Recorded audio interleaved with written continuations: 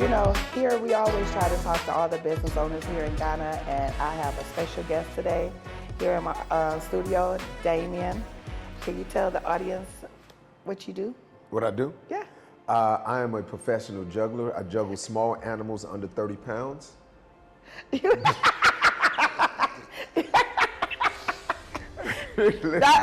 That's what you do here in Ghana? No, that's what I do. It's just I juggle small animals. What under 30 kind of pounds. animals? Squirrels, Under 30 raccoons, grass cutters if you can find the right size. Okay. You know, you got to declaw them, defang them, things like that. So Do you eat them too? I'm a vegetarian. Oh. So those those type of things. All right, I'm a filmmaker. I'm a filmmaker, I'm a storyteller, clearly. We see, because you just had chicken and you just said you was a vegetarian. I can't with him.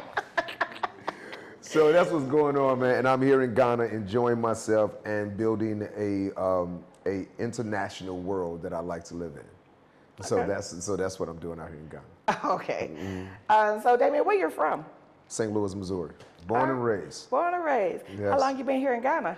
I say I've been going back and forth. I say 3 years now. 3? 3 years is the amount of time I come, go. So I think I spent about 6 and 6 or 5 and 6. So you do spend a lot of time. Yeah, 7 and 5, 6 and things like that. 6 and 6. Okay, so you do spend a lot of time back in the States. Yeah, I go back and forth. Okay. So what brought you to Ghana? Well, the first time I came, it was the pandemic was going on, and my boy was here, and my brother was like showing all type of like videos of him having a good time, him kicking it, and I'm stuck in my apartment in LA, just watching him live life. I'm going vicariously through him in Ghana, and they living, and I'm stuck in, can't go outside my damn door, wiping down groceries. You remember wiping the groceries? Yes. We had to wipe every little. You had to basically take all your clothes off at the door. How stupid was that? That was a rough time. Yes. And when I was doing it, I said, this ain't. We couldn't go to each other's houses. We couldn't do nothing. Oh, so I was stuck looking at him kick it, partying. So I said, you know what? I hadn't been on the continent yet. I talk a lot of. If you know me, I do a lot of Pan-African type things and support for civic. I do social and civic engagements about things as well. Okay. So that's one of the that's what lights my fire. So I'm sitting and I'm like, you know what? I got to get to Ghana. I got to at least get to Ghana, and I got to get to the continent because I talk too much trash. Not to be never there. been on the continent. All these pro-black everything, and I would never been And there. not even stepped a foot on the ground. Once. It was like, my tri-state is New York, LA, and New Orleans. So I travel a lot in those 3 places, and those are all metropolitan cities, right? Yes. Those are big owned and popping places. Yes. So when I got to Accra, I'm like, it's again another metropolitan city. It's owned and popping. I see the room for growth, but I see what it has, and it totally breaks down any stereotype that a lot of Americans may have about coming to Africa, coming to Ghana, countries like that. I mean, it was all the amenities, everything. It was better than we were just talking about the dentist here. Oh my God, things like that. So I was having a great time in Accra, but then we went up to Cape Coast. And when I got up to Cape Coast, The air is different up there. The air, that's what it was. The air is different. Something about the air, it was rich, it was textured. It told me that I needed to be here. This is where I belong. Cape Coast, I'm in the area. And it's away from all the hustle and bustle. So I'm in the States, I do a lot of running around. Like I said, I do a lot of traveling, a lot of things for work. And when I get here, when I get to Ghana, I want to relax. Yes. And when I got to Cape Coast, I was able to relax. I was able to just live within that situation. So that's when I knew that was it for me. The difference, what would you compare Ghana to? Like which city? LA, Atlanta? What would you compare it? Ghana, okay, what would I? The lifestyle area. Accra. I would put Accra. Accra can be, let's say. A baby Atlanta? Yeah, like I said Atlanta. I said Atlanta. That's why I said Atlanta. I could be. I say, but it's more of a New York feel to it. Like I was in McCollum Market earlier today. That's New York. And yes, that's New York, and and it looked just like this place that I know up on 155th and Broadway in St. Nick, and that was in those areas around that Dominican Harlem area. Yeah. So it looked just like that. So I can compare it. It's a combination. I say a little bit of LA. There we go. Houston. A little bit of LA, a little bit of Houston. That I will put those two together. Okay. Now I'm a little less Atlanta, but Yeah. Houston, Well, you know what? Okay, I'm gonna give the nightlife, the party and Boo Bar, Aces. Oh, that's New York. That's New York. That's New York, Miami. Oh, that's New York, Miami. The New York, the nightlife here is New York, Miami. Oh, because they pass bottles and everything. Oh my God, that's at the level of decadence. Oh, I see. This is where stunning really originated. Yeah, nightlife. I went to the nightlife. The club staying open to 8 in the morning. Twist. Man. People's like out. I'm like, wait a minute. Yes. It's 8. It's daylight, and you coming out, and I'm like, Breaking night. I'm like, we've breaking been day. out all night. All night. I am so tired. You don't even know it. Like you get up and you wake up and realize you've been going for 3 days. Look, what about the beach party? The beach. Oh my God. Labadi. I need to go to Labadi and give me a massage, man. I get a good massage over Labadi. So you like Labadi better than Allure? Yeah. I like Labadi because it's more. It reminds me of Venice Beach. In LA. Okay. And where you can sit, you can chill, get your massage, horseback ride. Yeah. And if you wanted to get out of the hustle and On bustle. Sunday? Oh, yeah, Sunday. I stay away from Sundays as much as possible. They be too packed. Sunday be packed. I go during the week. I like going during the week and enjoy myself, not have to go through all I went that. one time on a Sunday and was like, where all these people come from? Like what? And they just out and it's music at the music at the music at all the hotels. I'm like, what is this? It was beautiful. Like when I first saw that, it was breathtaking. Damn it! I sat and I was sitting in my cabana, and I'm looking at from black people from as far as I can see.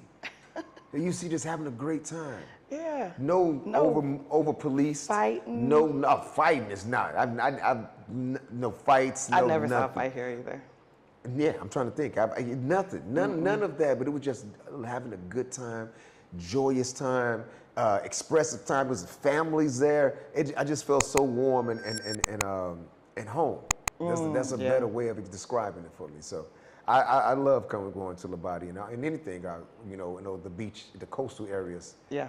And Volta, I'll have a good time. So I haven't been to Volta yet. What? No, I haven't been to Volta. Girl, you tripping. Only been to Cape Coast like two times. Yeah. And so I'm still trying to make my gotta get up to the rounds. I haven't been to Volta. Kamasi yet. I haven't been to Kamasi either, but to get to the okay. Volta, you got Willie Waterfalls, you got Twin Falls, you got the Monkey Sanctuary, you got all these beautiful. Really? Oh And man, beautiful. the Volta is monkey sanctuary? sanctuary. It's like the monkeys walk around. They come up to the car, grab some. Like how food it from is you. in Shy Hills? Yes, but it's even like it's on steroids. It's What? more. Yeah, it's a good time. It's a good time. You got to check out the Volta. But they're not aggressive. Aggressive mean they walk up to you. They don't attack you. I know, but you feed them? Yeah. Take it out your hand and pass them a banana or some fruit. They'll take it and eat. Okay. Because them ones in Shy Hill can get aggressive. Oh yeah. Yeah. Oh, I had some bread one time, and the monkey, he stood on his 2 legs, and he looked in my car like, you better feed me. I got kind of scared. I'm like, and they just started coming from everywhere. They just was, so I got kind of scared, like, oh, and then the guy come running out the door, don't feed him. Oh. I was like, ooh, my bad. You done fed the gremlins. I done fed You them. done fed the gremlins after 12 o'clock. It's a I problem now. done fed them. So let's get back to why you here. So you shooting? Are you currently shooting a movie now? At the present moment, I am not shooting. I shot a movie here called The Nine with Chris Otto, Rosemary Zemo, were the co-stars, and with myself. Chris Otto is also the director. And so I shot that here, and that was another way I fell in love with Ghana. Yeah, I shot a movie. It was a production between Los Angeles and Ghana. So it was a U.S.-based production company partnered with a Ghanaian production company that shot this movie. Nice. We actually supposed to be saying there may be a premiere at the end of the year. Was what we look. Not so. The end of the year. Yeah, it's coming up soon. So yeah, we're waiting for that. So when I was here doing that, just made me getting into the Fall in love, minutia. yeah. You know, when you go into places, you're learning, you got your routine, you got your lifestyle, and so I knew I wouldn't. I knew I was not going to be the same. Yeah. You know, when I got here, and I have, and I'm not. Hello? Hey, Aloni. Looking forward to seeing you. I can't wait to see you either. So I'll pick you up from Jason. You're still going out to meet him. I am scared for you. Lauren, you don't have to be scared for me. I'm sorry.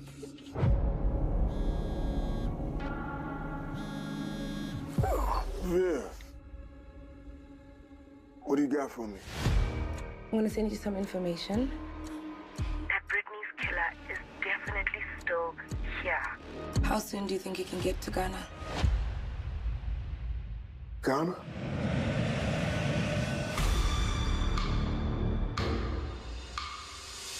I told you this is very different. All of these murders are of a ritualistic nature. The body of a university student was discovered in the forest earlier today. She had some symbols carved into her skin. The exact same marking. This is pretty ancient and is common with the witchcraft practitioners, fierce warriors, powerful guardians, healers. I mean, we know the suspect's relationship with Aloni, but how are Brittany and the other victims connected to that? She was with him the night she died. Why didn't you tell me that you saw Aloni the night she died? No, she stormed out and I ran after her. The prophecy says the Grand Witch will reign eternally. Did you see anything? What about the detective you brought in? Does he suspect anything? We have no idea what this guy is up to or what he's capable of. Let us be one and speak to her. The dark forces are never to be underestimated.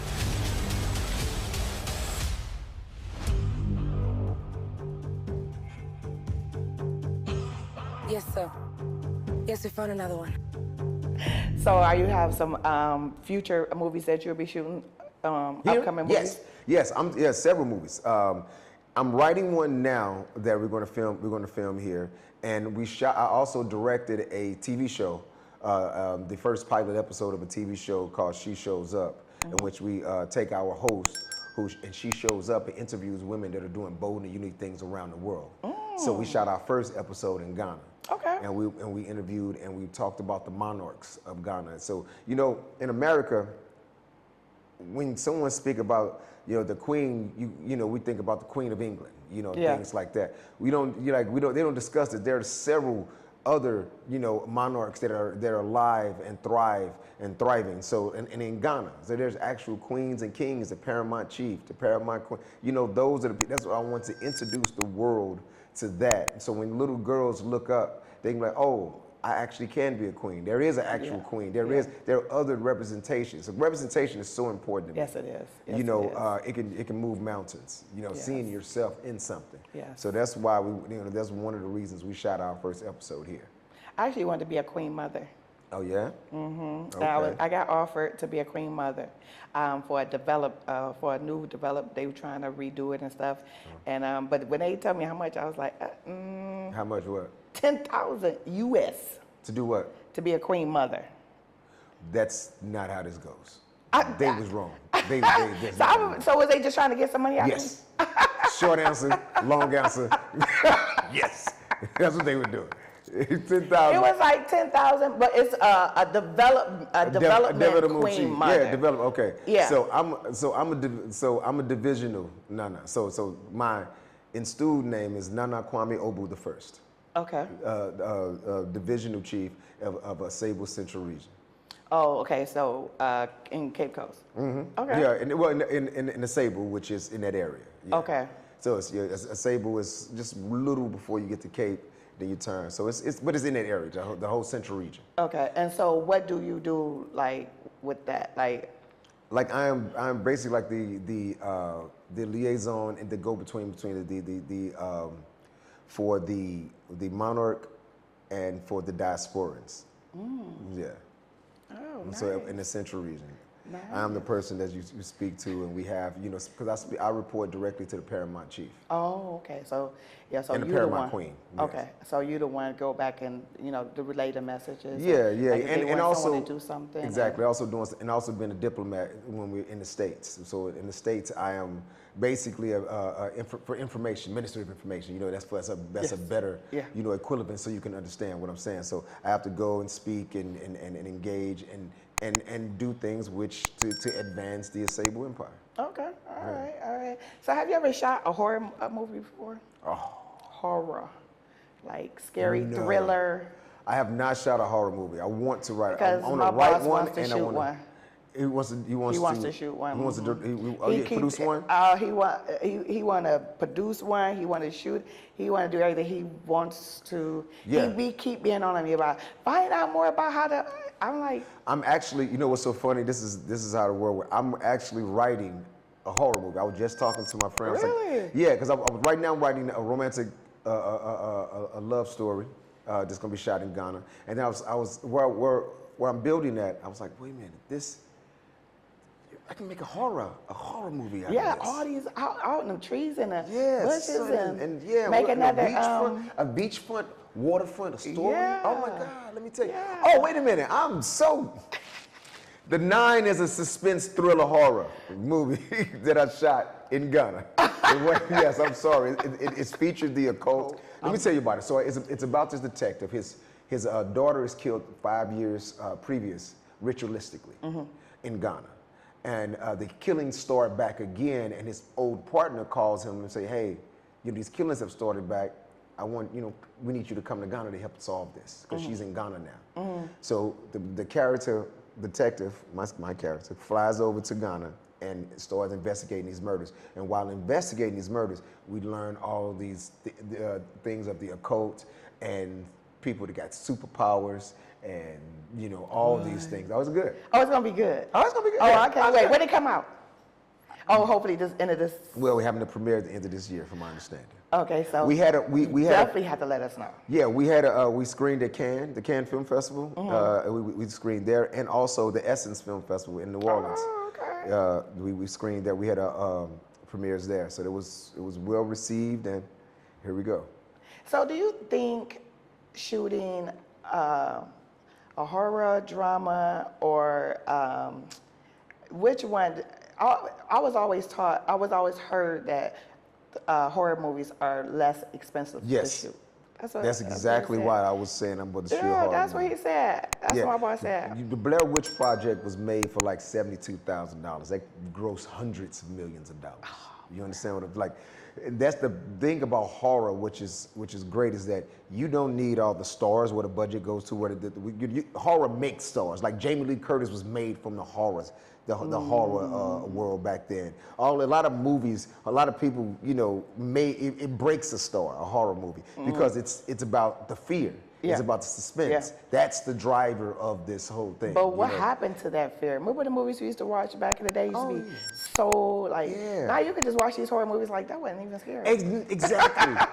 Exactly. But you know, that's American horror stories. If you go, I Saw the Devil, or it's some good stuff. Let the Right One In, The Devil's Backbone. Internationally, they making some good movies. Oh, okay, so I'm about to check them out. Oh yeah. They're making some good movies internationally. Just expand. Well, you definitely in a good spot up in Cape Coast, because you got all that land out there. How somebody running through the forest? Oh, we about to get it on the pop. I'm about to shoot. I'm gonna shoot a horror. I'm gonna write it. I'm a split with Marsaw. You're gonna partner up. Yes, we're gonna partner up. And you see, because I've directed. I direct, so that's what I do. So I wanna, and I write. I'm a singer-songwriter, basically. Okay. And so you're gonna. Wait, you sing too? No, meaning like I write the movies I direct. Okay. You All know, right. those type of things. So it'll be good. I think that's a. I'm excited, and my boss gonna be so excited. Yeah. He's gonna be excited. And check it out. Yeah, it's a good thing. Horror is a great genre. Doesn't cost as much to do a horror, and your payout can be huge, because people. And here's the thing about horror as well. It's easier to find a place to film it. Not to film it, to exhibit it.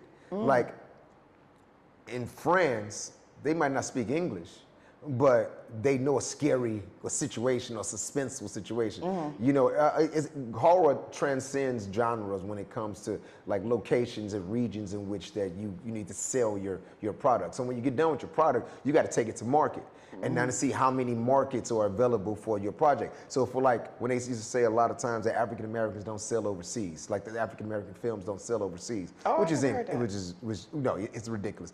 It's a false narrative that's been perpetuated by a studio system that was put in place to quench our voices to a degree, or have more control of them, in which that we wouldn't be able to. Fred Williamson. I heard this brother talk one time, which was great. You know, Fred Williamson is the Hammer. You remember those movies, Three the Hard Way, all those movies back in the day, OGs. Yeah. So he spoke at this. He was speaking at this panel or something. He was saying that he made more money off those than the studios that produced them, because they wouldn't negotiate with him about the rights in America. They was like, yeah, they took the lion's share of the money. But he negotiated for the foreign rights. And like, you don't sell overseas. And what happened? He came overseas and went to all the markets, and now he brings his product. He makes overseas so much money overseas. But you know what's so crazy? Making, and letting them keep that. And he said, so he had to go back and renegotiate for the next deal. They were trying to say, can we get? No, he's like, no, that's me, because they saw how much money he was making. And it was a direct contradiction to when they were saying, hey, African American stories don't sell outside of America. That's ridiculous. It's really ridiculous. They don't know. But now I bet they're trying to figure it out now, huh? Oh yeah, they know. I bet, but because it's so crazy on Netflix, it's like more foreign movies on there than American movies now. Yeah. Well, yeah. Every time I go on there, it's a foreign movie. Like, it's foreign. They don't even speak the language.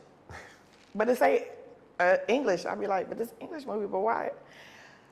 I don't know. But so platforms. Yes. Where are you planning on showing your movie at? Like Tubi? Which one?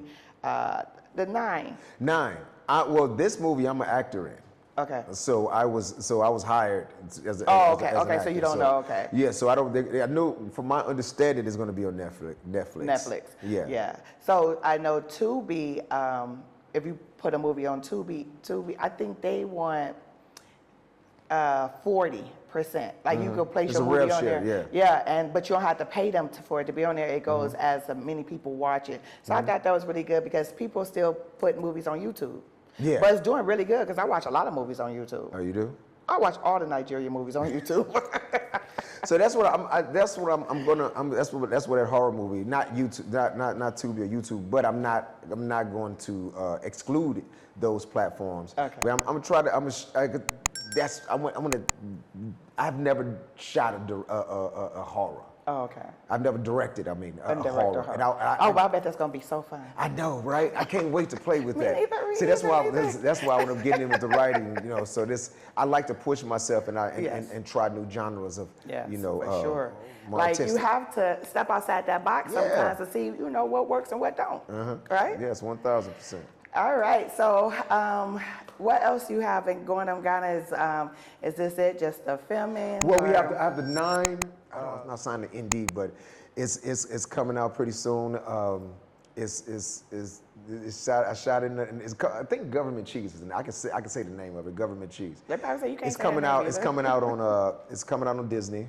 Okay. Yeah. So I shot. It was 10 episodes. I got 3. I'm in 3 of those episodes. Nice. Let me see what else. That was for this year. So then the rest of my projects is out, actually, that I was in. Nice. Yeah. Well, I'm so thankful that you came in to talk about your film. I'm always trying to network. I'm always trying to share the next person's business, trying to just let other people know, because they don't know, know? Yes. They just think that you're just here. So thank you. I really appreciate you. Thank you, guys. Make sure y'all watch out for his movies that's coming out. And so, can you tell the audience, how can they find you? You can find me at Damien D. Smith. Google my name. Also, my IG, my Facebook, all my social media is Damien D. Smith. Shout out to my niece who did that years ago when I wasn't even on social media, and I appreciate you, Alicia. Okay, you guys go and look him up, go follow, subscribe, and make sure you guys support everything he has going on, because that's what we're here for. We're here to uplift, Black Americans, because it was hard getting here. No one wanted to help you get here. It's a journey. So, yes. So thank you guys for joining in. Make sure you guys like, comment, and share. And drop a comment below. Make sure you guys say hi to Damien so we can keep up. Thank you. Sure, my people.